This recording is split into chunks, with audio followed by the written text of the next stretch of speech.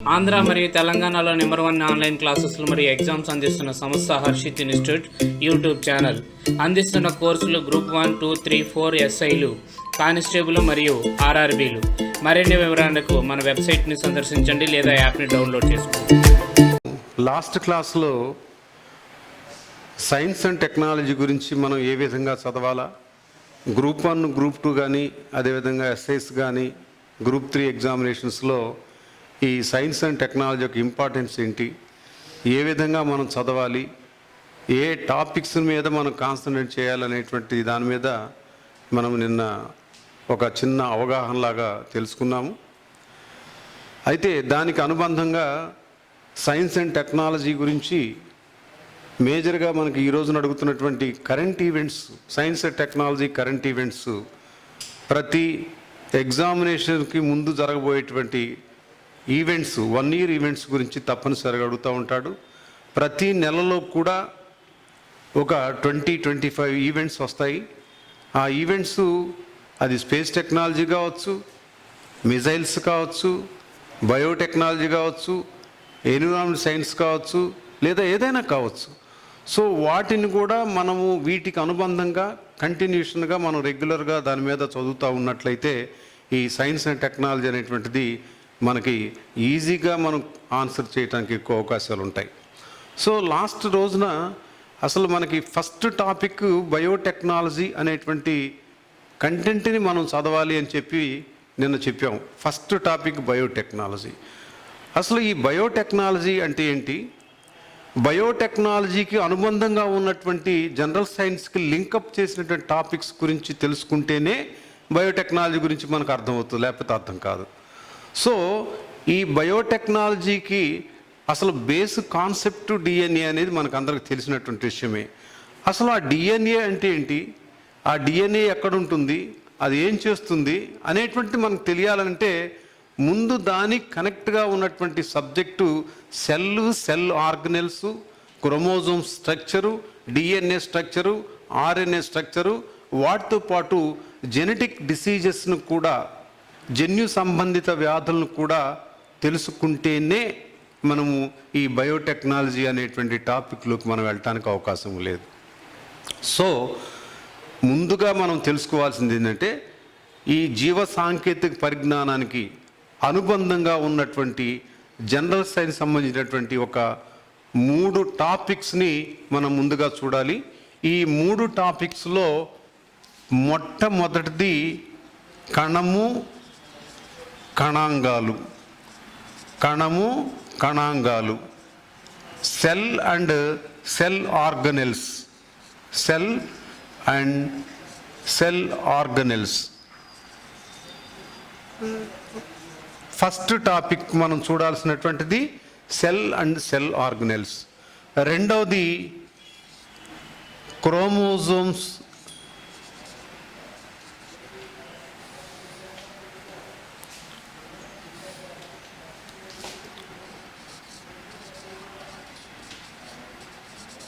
Chromosomes నిర్మాణము. మూడవది DNA and RNA structure. నాలుగవది జెనెటిక్ డిసీజెస్. అంటే ఏంటి, జన్యు సంబంధిత వ్యాధులు అనేటువంటిది. ఈ 4 టాపిక్స్కి అనుబంధంగా మనం బయోటెక్నాలజీ చదవాలి. అంతేగాని డైరెక్ట్గా మనం బయోటెక్నాలజీలోకి వెళ్ళేసి అసలు ఈ బయోటెక్నాలజీ అంటే ఏంటి, ఆ డిఎన్ఏ అంటే ఏంటో తెలియకోకుండా మనం అసలు మేజర్గా మనకి జెనెటిక్ ఇంజనీరింగ్ అనేటువంటి ప్రాసెస్, ఆ మెథడ్ డిఎన్ఏ నిర్మాణంపైనే ఆధారపడి పనిచేస్తుంది. సో మనకి ఈ జెనెటిక్ ఇంజనీరింగ్ అనేటువంటి దాంట్లో అప్లికేషన్స్ అన్నీ కూడా మనకి డిఎన్ఏ పైనే ఆధారపడి పనిచేస్తాయి. సో ముందు ఈ సెల్ ఆర్గనెల్స్ గురించి మనం తెలుసుకుంటేనే తప్ప జీవ సాంకేతిక పరిజ్ఞానం అనేటువంటిది పూర్తిగా అవగాహన రాదు. సో సెల్ ఆర్గనెల్స్ అనేటువంటిది కనుక మనం ప్రధానంగా చూసినట్టయితే మనకి లాస్ట్ ఇయర్ 2016లో జీవరాశులలో ప్రాథమిక ప్రమాణము ఏది అని ఇచ్చాడు. What is the fundamental and functional unit of living beings అని ఇచ్చాడు. అనగానే మనకి ఏం తెలియాలి? సెల్ అనేది తెలియాలి. సెల్ అనేటువంటిది ఏంటంటే it is the fundamental and functional unit of living beings. అన్ని జీవరాశులలో ప్రాథమికమైనటువంటి ప్రమాణము కణము అనేటువంటిది మనకు తెలుసు. Why it is called fundamental and functional unit? ఈ సెల్ని భౌతికమైన ప్రామాణికము అని చెప్పి ఎందుకు అంటారు అంటే, కొన్ని కణాలు కలిసి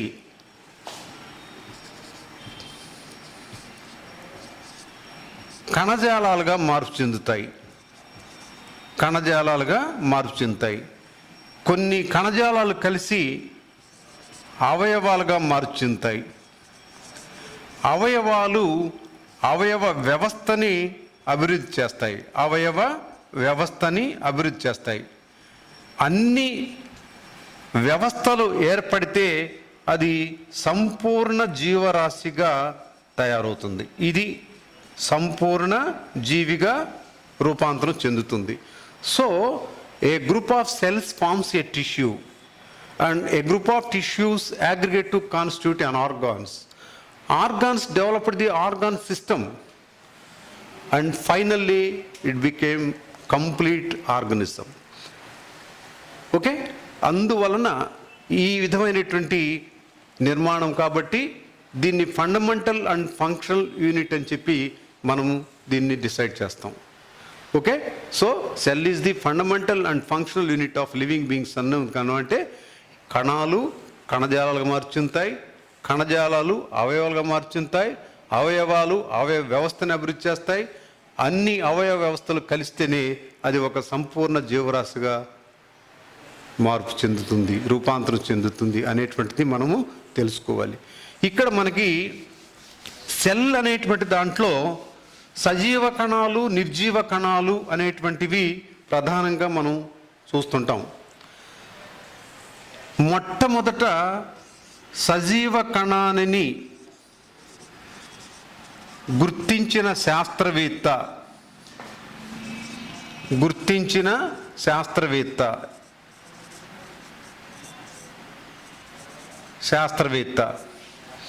అంటే లివింగ్ సెల్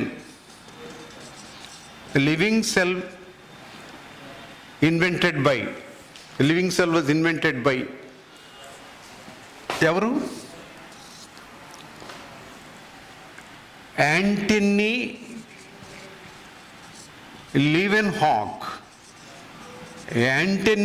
లీవెన్హాక్ అనేటువంటి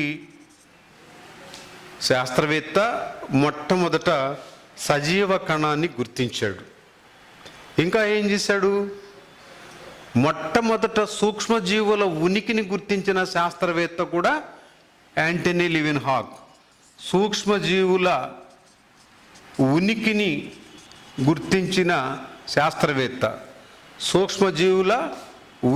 గుర్తించిన శాస్త్రవేత్త కూడా Antony Leeuwenhoek. Okay, so living cell was invented by Antony Leeuwenhoek. మైక్రోబ్స్ను కూడా మొట్టమొదట గుర్తించినటువంటి వాడు కూడా యాంటనీ లీవెన్హాక్. ఇంకా ఏం చేశాడు ఈయన? He invented simple microscope. ఈయన సరళ సూక్ష్మదర్శిని కూడా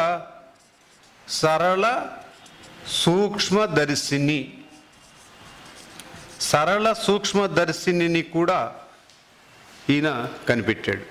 సో ఈ మూడు ఇంపార్టెంట్, ఒకటి లివింగ్ సెల్, రెండోది మైక్రోబ్స్, మూడవది సింపుల్ మైక్రోస్కోప్.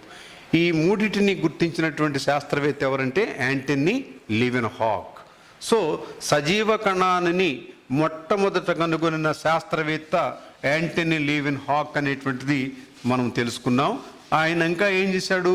సూక్ష్మజీవుల ఉనికిని గుర్తించాడు.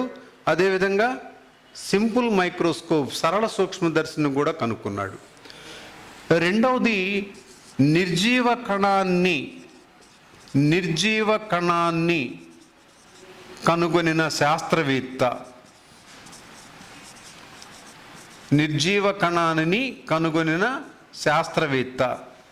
నాన్ లివింగ్ సెల్ ఈ నాన్ లివింగ్ సెల్ మొట్టమొదట కనుక్కున్న శాస్త్రవేత్త ఎవరంటే రాబర్ట్ హుక్. ఎవరండి? రాబర్ట్ హుక్ అనేటువంటి శాస్త్రవేత్త. ఓకే, ఈయన ఏం చేశాడంటే ఒక బెండు ముక్కను ఒక దాన్ని మైక్రోస్కోప్లో పెట్టి చూస్తే, ఓక్ ట్రీ నుంచి ఒక బెండు ముక్కను తీసుకొని మైక్రోస్కోప్ పెట్టి చూస్తే అవి చిన్న చిన్న గదుల్లాగా ఉన్నది, తేనె తుట్టెలో ఉండేటువంటి గదులు ఎలా ఉన్నాయో అలా ఉంది అని చెప్పి దానికి గది అని పేరు పెట్టి మొట్టమొదట నిర్జీవ కణాన్ని గుర్తించినటువంటి శాస్త్రవేత్త ఎవరనంటే రాబర్ట్ హుక్ అనేటువంటి శాస్త్రవేత్తనే మనం చెప్పుకోవాలి. ఈయన ఇంకా ఏం చేశాడు, ఒక గ్రంథాన్ని రచించాడు, పాపులర్ అనేటువంటి గ్రంథము. ఆ గ్రంథం పేరు మైక్రోగ్రాఫియా. మైక్రోగ్రాఫియా అనేటువంటి గ్రంథాన్ని రచించిన శాస్త్రవేత్త కూడా రాబర్ట్ హుక్. ఇది ఎగ్జామినేషన్లో ఫ్రీక్వెంట్గా అడుగుతూ ఉన్నాడు. రాబర్ట్ హుక్ రచించినటువంటి గ్రంథం ఏంటంటే మైక్రోగ్రాఫియా. ఈయనకు ఒక బిరుదు ఉన్నది. ఏం బిరుదు? ఫాదర్ ఆఫ్ సైటాలజీ, కణశాస్త్ర పితామహుడు అనేటువంటి బిరుదు కలిగినటువంటి వాడు కూడా. కణశాస్త్ర పితామహుడు అంటే ఏంటి? Father of cytology, father of cytology అనేటువంటి బిరుదు కూడా ఈ రాబర్ట్ హుక్కే ఉంది. సో నిర్జీవ కణాన్ని కనుగొన్న శాస్త్రవేత్త రాబర్ట్ హుక్. ఈయన మైక్రోగ్రాఫియా అనేటువంటి గ్రంథాన్ని రచించాడు.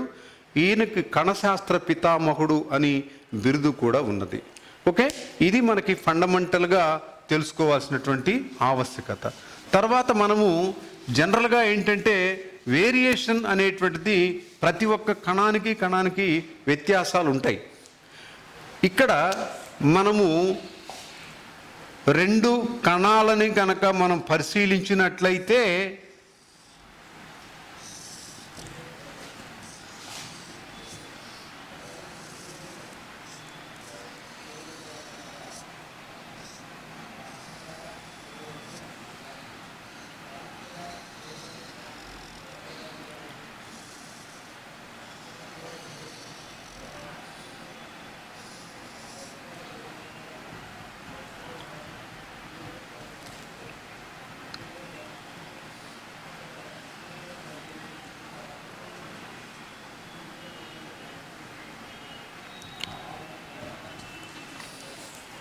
ఈ రెండు కణాలలో మనకి వ్యత్యాసం కనపడతా ఉంది. చూడంగానే వ్యత్యాసం కనపడతా ఉంది. ఏం వ్యత్యాసం కనపడుతుంది? ఇక్కడ ఒక మందమైనటువంటి పొర ఉన్నది, దానిని సెల్ వాల్ అని చెప్పంటారు. ఏమంటారు దాన్ని? సెల్ వాల్ అని చెప్పంటారు. ఈ సెల్ వాల్ ఉన్నటువంటిది ఏమో వృక్షకణము అనుకోవాలి, సెల్ వాల్ లేనటువంటిది జంతు కణము. ఈ రెండిటికి ఉండేటువంటి ప్రధానమైనటువంటి వ్యత్యాసం ఏంటంటే ఈ రెండిట్లో కూడా ఒకటి కణగోడ అనేటువంటిది ఉంటుంది, ఇక్కడ కణగోడ అనేటువంటిది ఉంటుంది.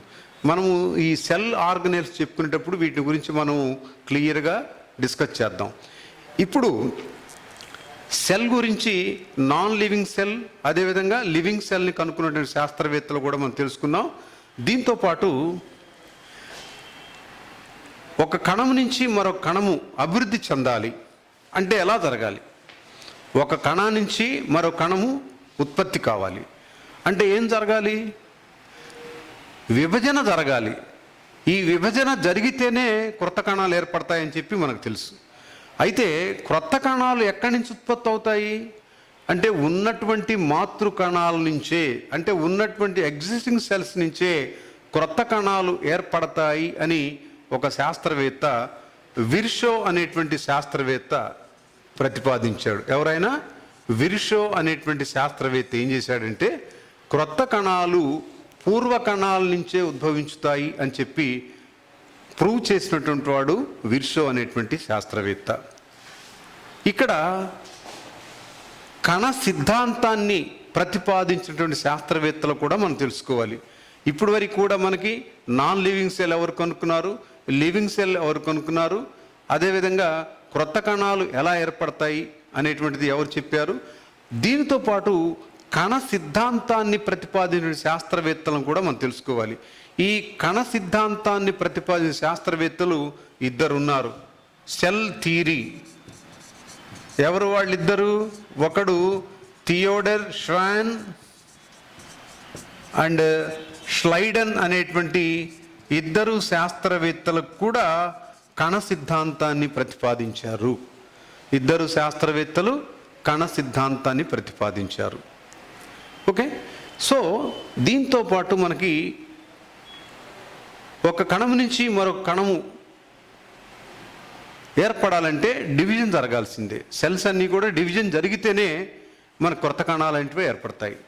ఇక్కడ ఈ డివిజన్ అనేటువంటిది ఎలా జరుగుతుంది అనేటువంటి దాన్ని మనం పరిశీలించినట్లయితే మొట్టమొదట డివిజన్ అనేటువంటిది రెండు రకాలుగా జరుగుతుంది.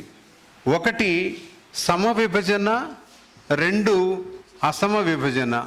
ఒకటి సమవిభజన, రెండు అసమ విభజన. అసమ విభజన. సమవిభజన అంటే మైటాసిస్ సెల్ డివిజన్ అని చెప్పి అంటారు. మైటాసిస్ సెల్ డివిజన్ అని చెప్పి అంటారు. అసమ విభజన అంటే మియాసిస్ సెల్ డివిజన్ లేదా క్షయకరణ విభజన అని కూడా అంటారు. ఏమంటారు? క్షయకరణ విభజన అని కూడా అంటారు. ఇక్కడ మైటాసిస్ సెల్ డివిజన్కి మియాసిస్ సెల్ డివిజన్కి వ్యత్యాసం ఏంటి అని మనం పరిశీలించినట్లయితే మైటాసిస్ సెల్ డివిజన్ అనేటువంటిది శరీర కణాలలో మాత్రమే జరుగుతుంది. మియాసిస్ కణ విభజన అంటే అసమ విభజన ప్రత్యుత్పత్తి కణాల్లో మాత్రమే జరుగుతుంది. So that is the main difference between mitosis cell division and meiosis cell division. So mitosis cell division takes place in somatic parts, whereas meiosis cell division takes place in reproductive parts. అర్థమైంది కదా? కాబట్టి ప్రత్యుత్పత్తి కణాల్లో జరిగేటువంటి విభజనని అసమ విభజన లేదా క్షయకణ విభజన చెప్పంటారు. శరీర కణాల్లో జరిగేటువంటి దాన్ని సమ విభజన లేదా మైటాసిస్ విభజన అని చెప్పి అంటాం. ఇక్కడ మనకి సమ విభజన ఫలితముగా రెండు పిల్ల కణాలు ఏర్పడతాయి. అంటే సమ విభజన అనేది ఎక్కడ జరుగుతుంది? శరీర కణాల్లో జరుగుతుంది. ఈ శరీర కణాల్లో జరిగేటువంటి విభజన సమ విభజన. దీన్ని ఏమంటాం ఇంగ్లీష్లో? మైటాసిస్ సెల్ డివిజన్ అని చెప్పి అంటాం. మైటాసిస్ సెల్ డివిజన్ అంటే ఈ సమ విభజన అంటే సమ విభజన ఫలితముగా రెండు పిల్ల కణాలు ఏర్పడతాయి. రెండు పిల్ల కణాలు ఏర్పడతాయి. ఈ రెండు పిల్ల కణాల్లో ఉండేటువంటి క్రోమోజోముల సంఖ్య తల్లి కణములోని క్రోమోజోముల సంఖ్యతో సమానంగా ఉంటాయి. అర్థమైంది కదా? సో సమవిభజన ఫలితంగా రెండు పిల్ల కణాలు ఏర్పడతాయి. ఈ రెండు పిల్ల కణాల్లో ఉండేటువంటి క్రోమోజోముల సంఖ్య తల్లి కణములో ఎన్ని క్రోమోజోమ్స్ ఉంటాయో డాటర్ సెల్స్లో కూడా అన్ని క్రోమోజోమ్స్ ఉంటాయి. దీన్ని సమవిభజన అని చెప్పి అంటాం. అసమ విభజన ఫలితముగా అసమ విభజన ఎక్కడ జరుగుతుంది? ప్రత్యుత్పత్తి కణాల్లో జరుగుతుంది. దీన్ని మియాసిస్ ఆర్ రెడక్షన్ డివిజన్ అని కూడా అంటాం. రెడక్షన్ అని కూడా అంటారు. సో అసమ విభజన ఫలితంగా 4 పిల్ల కణాలు ఏర్పడతాయి. అంటే ఏంటి? ఫస్ట్ సైకిల్లో సగం 2 పిల్ల కణాలు ఏర్పడతాయి ఫస్ట్ సైకిల్. సెకండ్ సైకిల్లో మొత్తము టోటల్గా 4 పిల్ల కణాలు ఏర్పడతాయి. అంటే మియాసిస్ కణ విభజన ఫలితంగా 4 పిల్ల కణాలు 4 డాటర్ సెల్స్ ఏర్పడతాయి. ఈ 4 డాటర్ సెల్స్లో ఉండేటువంటి క్రోమోజోముల సంఖ్య తల్లి కణములో ఉండేటువంటి క్రోమోజోముల సంఖ్యతో సగం మాత్రమే ఉంటాయి. Half of the mother cell. అక్కడేమో equal to the mother cell. Okay, so అసమ విభజన ఫలితంగా 4 పిల్ల కణాలు ఏర్పడతాయి. ఈ 4 పిల్ల కణాల్లో ఉండేటువంటి క్రోమోజోముల సంఖ్య తల్లి కణములో ఉండేటువంటి క్రోమోజోమ్ సంఖ్యలో సగం మాత్రమే ఉంటాయి. ఈ 4 పిల్ల కణాలు అండాలుగా కానీ లేదా శుక్రకణాలుగా మార్పు చెందుతాయి. ఇప్పుడు మనం ఏంటంటే అండాల్లో ఉండే క్రోమోజోమ్ సంఖ్య ఎంత అని అంటే 23 అని రాయాలి. అదేవిధంగా శుక్రకణాల్లో ఉండే క్రోమోజోమ్ సంఖ్య ఎంత అంటే 23 అని రాయాలి. మరి మానవుల్లో ఉండే క్రోమోజోమ్ సంఖ్య ఎంత అంటే ఎంత రాస్తాం? 46 అని రాస్తాం. ఇది మనకి ఈ బేసిక్ స్ట్రక్చరు ఈ సెల్ డివిజన్లో. ఇక్కడ మనకి ఈ సెల్ డివిజన్లో 2 చర్యలు ప్రధానంగా జరుగుతాయి. ఒకటి సైటోకైన్సిస్, ఒకటి క్యారియోకైన్సిస్. 2 సైటోకైన్సిస్. ఈ 2 చర్యలు ప్రధానంగా కణ విభజనలో జరుగుతాయి. క్యారియోకైన్సిస్ అంటే క్యారియో మీన్స్ న్యూక్లియస్, కైన్సిస్ మీన్స్ డివిజన్. అంటే కేంద్రకము విభజన చెందడాన్ని క్యారియోకైన్సిస్ అంటాం. సైటోకైన్సిస్ అంటే సైటో మీన్స్ సైటోప్లాజం, అంటే ఏంటి? జీవ పదార్థం విభజన చెందడాన్ని సైటోకైన్సిస్ అంటాం, కణద్రవ్యము. ఓకే, ఈ రెండింటికి ఉండే వ్యత్యాసం ఏంటంటే క్యారియోకైన్సిస్ అంటే కేంద్రకము అనేక మార్పులు చెంది 4 దశల్లో విడిపోతుంది. ప్రథమ దశ, మధ్య దశ, చలన దశ, అంత్య దశ. సైటోకైన్సిస్ అనేటువంటిది ఏంటంటే ఈ జీవ పదార్థం విభజన చెందడాన్ని సైటోకైన్సిస్ అని చెప్పి అంటాం. సో మనకి ఇన్డెప్త్గా మనము దాని లోపల మనం చూడాల్సినటువంటి అవసరం లేదు, అది కంటెంట్లో నేర్చుకుంటాం. ఇది ఓన్లీ బేసిక్ ఇన్ఫర్మేషనే కాబట్టి క్యారియోకైన్సిస్ అంటే ఏంటో సైటోకైన్సిస్ అంటే మనం తెలుసుకున్నాం. దీంతోపాటు మనం ఇప్పుడు వరకు కూడా చెప్పుకున్నటువంటిది ఏంటంటే సజీవ కణాన్ని ఎవరు గుర్తించారు, నిర్జీవ కణాన్ని ఎవరు కనుక్కున్నారు, అదేవిధంగా కణ సిద్ధాంతాన్ని ఎవరు ప్రతిపాదించారు, దాంతోపాటు ఈ విభజన అనేటువంటిది ఎలా జరుగుతుంది, క్రొత్త కణాలు ఎలా డెవలప్ అవుతాయి, ఆ సిద్ధాంతాన్ని ఎవరు ప్రతిపాదించారు అనేటువంటి విషయాల గురించి మనం వీటి గురించి తెలుసుకున్నాం. ఇప్పుడు మనం దీంతో పాటు కణాంగాలు అంటే ఏంటి, సెల్ ఆర్గనెల్స్ అనేటువంటివి చాలా ఇంపార్టెంట్గా మనము నేర్చుకోవాలి. ఈ సెల్ ఆర్గనెల్స్ ఇందాక మనం డిస్కస్ చేసుకుంటూ ప్రథమ వ్యత్యాసము వృక్ష కణానికి జంతు కణానికి ఉన్నటువంటి వ్యత్యాసాల గురించి మనం చూసాం. ఏం చూసాము? కణాంగాలు, సెల్ ఆర్గనెల్స్. ఫస్ట్ది సెల్ వాల్ అన్నాం. సెల్ వాల్ అంటే తెలుగులో కణగోడ అని చెప్పంటాం, కణగోడ. ఈ సెల్ వాల్ అనేటువంటిది ఇందాక మనం బొమ్మ వేశాను, దాన్ని మరలా ఇంకొకసారి చూడండి.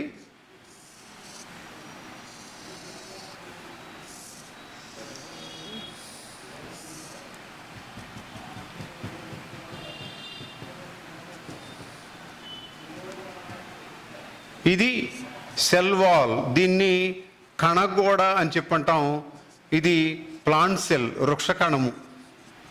ప్రధానంగా వృక్షకణానికి జంతు కణానికి ఉండేటువంటి ప్రాథమికమైనటువంటి వ్యత్యాసం ఏంటంటే సెల్ వాల్. దాన్ని ఇంగ్లీష్లో, తెలుగులో కణగోడ అని చెప్పంటాం.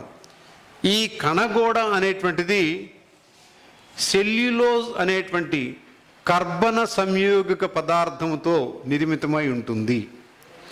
So it is made up of an organic structure known as cellulose. Cellulose అనేటువంటి పదార్థం కర్బన సంయోగ పదార్థంతో నిర్మితమై ఉంటుంది. ఇది ఏం చేస్తుందంటే వృక్ష కణానికి ఆధారాన్ని కలగజేస్తుంది, ఒక షేపుని, ఆకృతిని కలగజేస్తుంది. ఆకృతిని కలగజేసేటువంటి ఇంపార్టెంట్ పార్ట్ సెల్ వాల్. ఇది నిర్జీవ పదార్థము. సో సెల్ వాల్ అనేటువంటిది ఇది కేవలం వృక్ష కణాల్లో మాత్రమే ఉంటుంది. ఇది సెల్యులోజ్ అనేటువంటి కర్బన సంయోగం పదార్థంతో నిర్మితమై ఉంటుంది. ఇంకా ఇది నిర్జీవ పదార్థము అనేటువంటిది మనం తెలుసుకున్నాం. రెండవది కణపొర, సెల్ మెంబ్రెయిన్. సెల్ మెంబ్రెయిన్, ఈ కణపొర అనేటువంటిది, దీన్ని కణపొర లేదా ప్లాస్మా పొర అని కూడా అంటారు, ఆర్ ప్లాస్మా పొర అని కూడా పిలుస్తారు. ప్లాస్మా పొర. ఇది 2 కణాలలో ఉంటుంది. జంతు కణంలో ఉంటుంది, వృక్ష కణంలో కూడా ఉంటుంది. దీనిని సెల్ మెంబ్రెయిన్ లేదా ప్లాస్మా మెంబ్రెయిన్ లేదా కణపొర అని చెప్పంటాం. సెల్ మెంబ్రెయిన్, ప్లాస్మా పొర, కణపొర అని చెప్పంటాం. ఇది బోత్ సెల్స్లో ఉంటుంది. ఇది ఏం చేస్తుంది? ఇది లిపోప్రోటీన్స్ తోటి నిర్మితమై ఉంటుంది. ఇది గుర్తుపెట్టుకోవాలి. లిపోప్రోటీన్స్ అంటే ఏంటి? లిపిడ్స్ అంటే క్రొవ్వులు, ప్రోటీన్స్ అంటే మాంసకృతులు. Okay, it is made up of lipoproteins. Lipoproteins తేట నిర్మితమైనటువంటి కణపొర అనేటువంటి ఉంటుంది. ఇది రెండిట్లో ఉంటుంది. ఇట్ హ్యాస్ ఫైన్ పోర్స్, అనేక రంధ్రాలతోటి నిర్మితమైనటువంటి నిర్మాణము. మనకి ఫిల్టర్ లాగా పనికొస్తుంది అనమాట. ప్లాస్మా అంటే ఫిల్టర్ లాంటి పదార్థం అనుకోవాలి. ఎందుకంటే వీటిపైన అనేక రంధ్రాలని కలిగి ఉంటుంది. ఈ రంధ్రాలు ఉండటం వల్ల ద మెయిన్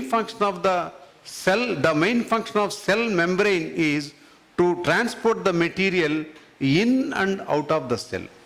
అర్థమైందా? ఇక్కడ ఏంటంటే కేవలము ఇది కణ పదార్థాలని రవాణా చేయుటలో మాత్రమే ఉపయోగపడుతుంది. కేంద్ర పదార్థాలు అంటే ఏంటి? ఇక్కడ కణ పదార్థాలు అంటే ఏంటి? మనము తినేటువంటి పదార్థాలన్నీ కూడా సింపుల్ కాంపౌండ్స్గా మార్చింది ఎక్కడ కలుస్తాయి? రక్తంలో కలుస్తాయి. రక్తంలో కూడా సెల్స్ ఉంటాయి కదా. అదేవిధంగా విష పదార్థాలన్నీ కూడా